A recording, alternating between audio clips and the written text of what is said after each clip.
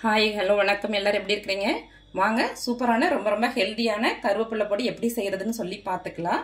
நம்ம உணவு முறையில் சேர்க்குற ஒவ்வொரு பொருள்லையும் ஒரு காரணத்தோட தான் சேர்த்துருப்பாங்க. உணவே மருந்துன்னு சொல்லுவோம் இல்லையா, அது மாதிரி இந்த கருவேப்பிலை வந்து வெறும் மணத்துக்காக மட்டும் சேர்க்கலை. இதில் நிறைய மருத்துவ குணம் இருக்குது. அப்படிப்பட்ட கருவேப்பிலையை எப்படி நம்ம பொடி செய்யலாம்னு சொல்லி பார்க்கலாம் வாங்க. அடுப்பு ஆன் பண்ணி ஒரு அடி கனமான பாத்திரத்தை வச்சுக்கோங்க. 2 ஸ்பூனு கடலெண்ணெய் சேர்த்துக்கலாம். எண்ணெய் காயட்டும். எண்ணெய் காஞ்சது பிறகு இது மாதிரி கட்டி பெருங்காயம் சேர்த்துக்கலாம். கொஞ்சம் கிள்ளி சேர்த்துக்கோங்க. தூளாக சேர்க்குறதா இருந்தால் நம்ம கடைசியாக சேர்த்துக்கலாம். கட்டி பெருங்காயம்னா ஃபஸ்ட்லேயே சேர்த்துக்கோங்க. நல்லா பொரியட்டும். பெருங்காயம் பொரிஞ்சிருச்சு. கூடவே நான் ஒரு 250 கிராம் கடலைப்பருப்பு சேர்த்துக்கிறேன். சேர்த்து நல்லா வதக்கிக்கலாம்.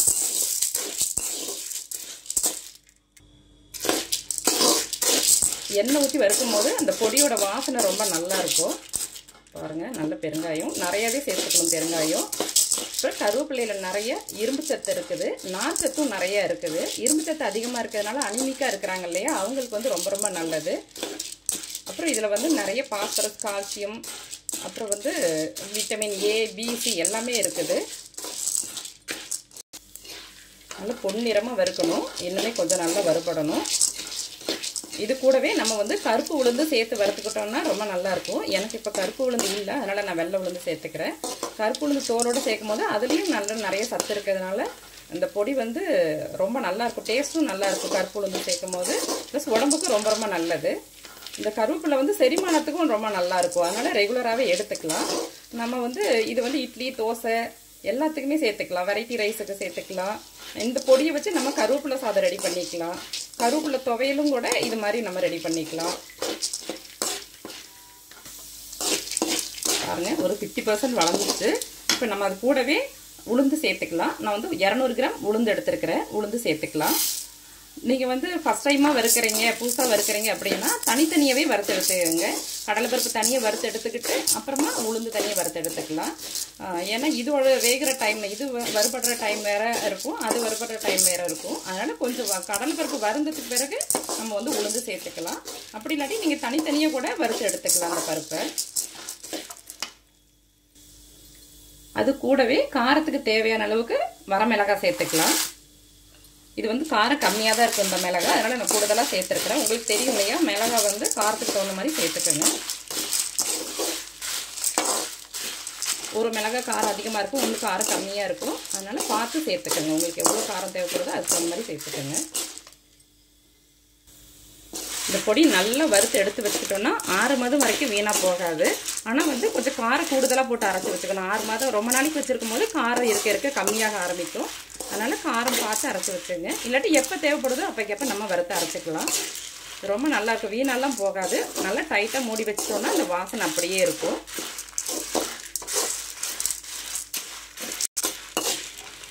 பாருங்கள், நல்லா பளபளன்னு இருக்குது. இன்னுமே நல்லா கொஞ்சம் வறுபடணும். இதில் வந்து கருவேப்பிள்ளையில் வந்து நார்ச்சத்து நிறைய இருக்கிறதுனால செரிமானத்துக்கு ரொம்ப நல்லது.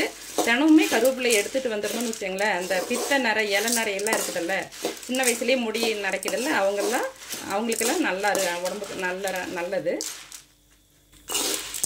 ரத்தத்தில் வந்து சர்க்கரையோட அளவையும் இது வந்து ரொம்ப சீராக வச்சுருக்கும். கெட்ட கொழுப்பை குறைக்கும். கொலஸ்ட்ராலையும் நல்ல கண்ட்ரோலில் வச்சுக்கும். அவ்வளவு மருத்துவ குணம் இந்த கருவேப்பிலையில் இருக்குது. வேப்பிலையில் எப்படி மருத்துவ குணம் அதிகமோ அதே மாதிரி இந்த கருவேப்பிலையிலையும் அவ்வளோ மருத்துவ குணம் இருக்குது.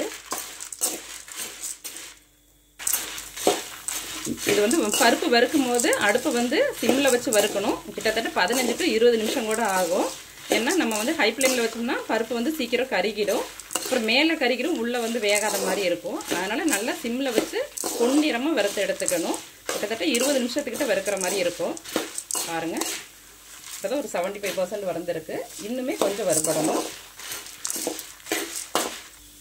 இது கூடவே ஒரு சின்ன துண்டு புளி சேர்த்து வறுத்துக்கலாம். புளி சேர்த்து வறுக்கும் போது சாப்பாட்டில் பிசைஞ்சு சாப்பிடும் போது சப்புன்னு இருக்காது. அந்த புளிப்பு டேஸ்ட்டு லைட்டாக இருக்கும். ரொம்ப புளி சேர்க்கக்கூடாது. லைட்டான புளி சேர்க்கும் போது இந்த இட்லி, தோசை, சாப்பாடு, இந்த கருவேப்பிலை சாதம் கிளறதுக்கெல்லாம் அந்த புளிப்பு டேஸ்ட்டு லைட்டாக இருக்கும். வந்து கடைசியாக 1 ஸ்பூனு சீரகம் சேர்த்துக்கலாம். இது வந்து ஜீரணத்துக்கு வந்து ரொம்ப ரொம்ப நல்லது. கொஞ்சமாக சேர்த்துக்கணும். நீ சேர்த்து நல்லா வறுத்து எடுத்துக்கலாம். பாருங்கள், இப்போ நல்லா பாருங்கள் பொன்னிறமாக வறுபட்டுருச்சு. இருக்கு இன்னமும் கொஞ்சம் நல்லா ரெடி ஆயிரும்.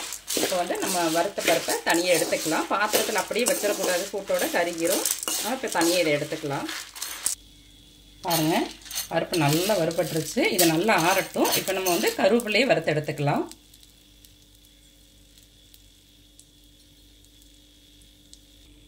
நம்ம அதே பாத்திரத்தில் கருவேப்பிலையை வறுத்துக்கலாம். இன்னும் ஒரு ஸ்பூன் எண்ணெய் சேர்த்துக்கலாம். இப்போ கருவேப்பிலையை சேர்த்து வதக்கிக்கலாம். கருவேப்பிலை வந்து நல்லா கொத்தாக இருக்கும் போதே, இப்போ மத்தியானம் நம்ம வறுக்க போகிறோம்னா காலையிலேயே நம்ம வந்து கருவேப்பிலை கொத்தாக இருக்கும் போதே நல்லா அலசி தலைகீழே வச்சுட்டோன்னா தண்ணியெல்லாம் நல்லா வடிஞ்சிரும். இப்போ ஈரத்தோடு அப்படியே சேர்த்திங்கன்னா எண்ணெயில் தெறிக்கும், அப்புறம் சீக்கிரம் வதங்கப்படாது. அதனால் என்ன பண்ணணும்னா கருவேப்பிலையை வந்து நம்ம பொடி அரைக்கிறதுக்கு 2-3 மணி நேரத்துக்கு முன்னாடியே நல்லா கழுவிட்டு தலைகீழே அந்த கொத்தோடு வச்சிடணும். உருவிட்டு அலசக்கூடாது. கொத்தாக இருக்கும் போதே நம்ம அலசி தண்ணியை வடி வச்சிடணும். நல்லா உருவி அலசினீங்கன்னா தண்ணி அதிலே கோத்துக்கிட்டு சதக்குன்னு இருக்கும், வறுபடாது. இதை சிம்மில் வச்சு இலை வந்து கருகாமல் வறுத்து எடுத்துக்கணும். பாருங்கள், ரொம்ப எண்ணெய் தேவையில்லை. ஒரே ஒரு ஸ்பூன் இருந்து அப்படியே கிளறி கொடுத்தோன்னா போதும். நல்லா வறுபடணும். அந்த நல்லா நம்ம வந்து நல்லா வறுக்காட்டியும் அரையும் போது நார் நாராக இருக்கும். அதனால் பொரிச்ச மாதிரி இருக்கக்கூடாது, ஆனால் வறுபட்டுருக்கணும், உடையணும் இலை.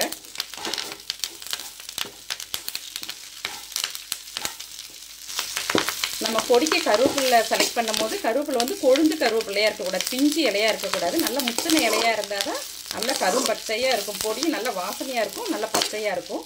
கொழுந்தாக இருந்ததுன்னா அப்படியே போட்டோன்னே வதங்கிடும். நமக்கு பொடி வந்து லைட் கலராக இருக்கும். நல்லா இது மாதிரி டார்க்காக இருக்க மாதிரி நல்லா முத்தின கருவேப்பிலை இலையாக எடுத்துக்கோங்க, ஆனால் பழுத்து இருக்கக்கூடாது.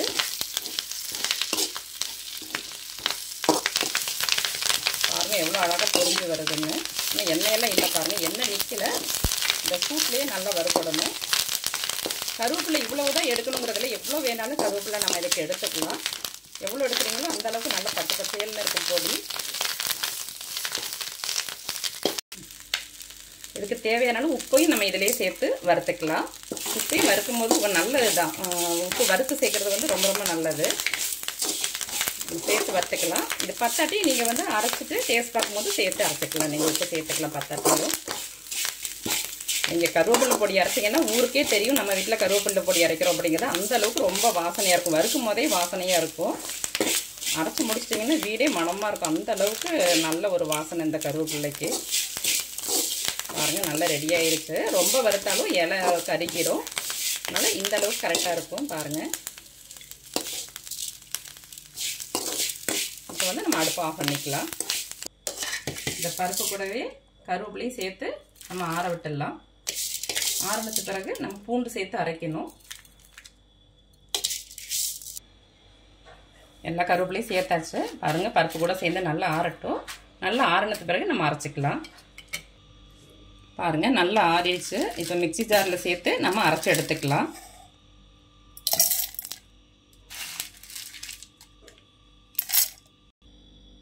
பாருங்கள், இப்போ பொடி அரைச்சாச்சு. உப்பு பார்த்துக்கங்க. நீங்கள் பவுடர் பெருங்காயம் சேர்க்குறதா இருந்தால் கூட கடைசியாக வறுத்து சேர்த்துக்கலாம்.